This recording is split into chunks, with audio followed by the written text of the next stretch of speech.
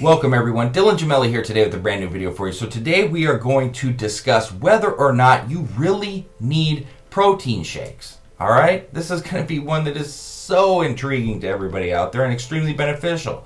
Testosterone is the primary male hormone. It's responsible for increasing muscle mass and strength, boosting libido, and decreasing the risk of long-term illness. Now, it's important when beginning a weightlifting plan to do everything you can to optimize your levels in order to accelerate your progress. A protein is by far the most popular macronutrient in gym circles. The industry is filled with proteinized foods that promise muscle building effects, and it's really pretty common for regular gym goers to supplement protein shakes as well. And it's almost a ritual-like aspect of weightlifting. But do you need protein shakes, and can they affect your testosterone levels?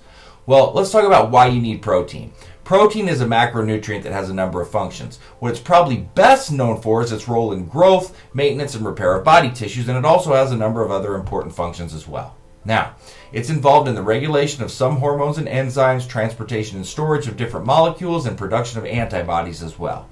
It is therefore important that you get enough protein in your diet. Now, current recommendations suggest around 0.8 grams per pound for a sedentary person, but then we all know that athletes and people that are bodybuilding tend to get more in that 1.5 grams per pound, and even some go up to 2 grams per pound of body weight that really wish to optimize athletic performance. It's variant upon what kind of lifestyle that you live and what you're aiming for. Now, although these amounts can be met with natural foods, many fitness enthusiasts still choose to supplement with protein shakes. But do you really need them? And is there any additional benefit to them? Pay attention as I really get into this. Now, do you need them? Protein shakes can come from a number of different sources, including pea and soy proteins, but the most popular, of course, is whey. It's a type of protein found in dairy products. Manufacturers of supplements often are going to cherry pick studies out there to show that shakes either before or after training are beneficial for promoting muscle gains. Although these studies are out there, because they are few and far between, and the majority don't back up these claims. For example, there's a study published in the American Journal of Clinical Nutrition, and it found that even after a 12-week weight training program, supplementing 20 grams of protein after each session caused no further increases in muscle size. And it seems unlikely that you need to take protein shakes, but ultimately they provide a convenient source of the macronutrient in order to achieve the recommended daily amount. So this may be useful for those that struggle to obtain it from food for whatever reason, all right, or you're on the go. But you need to be aware that while protein is an important building block for muscle, it can also have a negative effect on your testosterone levels.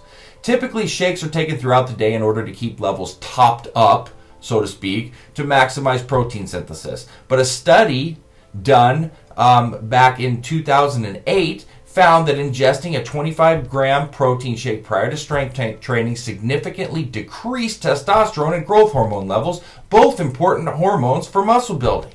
So, could protein really decrease testosterone levels? Let's take a little deeper look here at the research. The protein and testosterone link.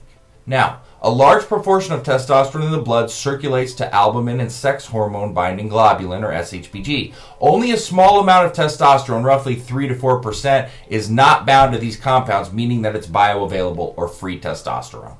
The higher the SHBG levels, the lower the available testosterone, as studies have shown that low protein diets are directly related to SHBG levels, which of course is bad for optimal testosterone levels. But that doesn't mean that more is better either. All right, some studies have found that high protein diets decrease testosterone in male strength athletes, and in one study published in the Journal of Applied Physiology, 12 volunteers participated in weight training programs and had their diets monitored over about a 17 to 18 day period. The results showed that the amount of protein in the diet was a good indicator of pre-exercise testosterone levels, and the higher the protein levels were related to lower testosterone both before and after exercise. So similar results were seen in a group of older men after taking 15 grams of protein before and after a weight training session.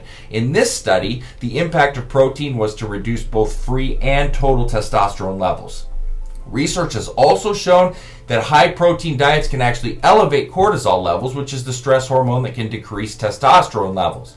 There was a study published in Life Sciences, and it found that when volunteers ate a low protein diet, like 10% of their total calories roughly, and a high carb diet for 10 days, their testosterone levels increased. But when the group switched to a high protein diet, 44% of total calories, the testosterone levels dropped by nearly 35% and cortisol levels increased.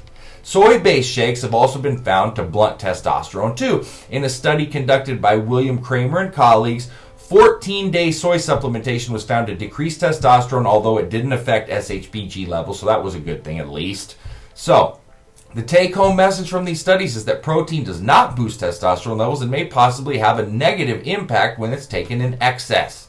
So the key point there, excessive amounts of protein may have a negative effect on your testosterone and SHBG levels. So in summary, should you use protein shakes? Well, protein is an extremely important macronutrient that's involved in a number of regulatory processes. All right. While it is achievable to obtain the daily amount of protein through normal diet, many people and fitness enthusiasts choose to supplement with shakes such as soy or whey, rice, pea, whatever you want to go with, grass-fed. Research shows that excess protein may decrease testosterone concentrations as well as increase SHBG levels, as I've said several times now, and this can also have a negative impact on testosterone levels. So in the absence of any concrete evidence of the need to ingest protein quickly after exercise and its potential effects on testosterone, I would suggest that it's completely not necessary and could easily be avoided. And instead, you need to optimize muscle building by focusing on foods and supplements that can boost anabolic hormones. I'm not trying to be a downer on protein shakes. I have a scoop of whey mixed in with my oatmeal every night just for a few added, intake right before bed. But that's it. I don't even drink shakes anymore. I haven't for years. I do drink on BCAAs, mainly, or EAAs really specifically, really aiming towards leucine intake, but I don't even use them anymore. And I don't think that anybody that knows much about this, especially after hearing this video, would assume that they actually need them. It's just kind of more of a trick thing out there. It's helpful on the go or on the move if you need an extra meal here or there, but depending on them, like I see people do, clearly you can see it's not a good thing nor necessary. So that being said, stay tuned for plenty more to come. Dylan Gemelli signing off.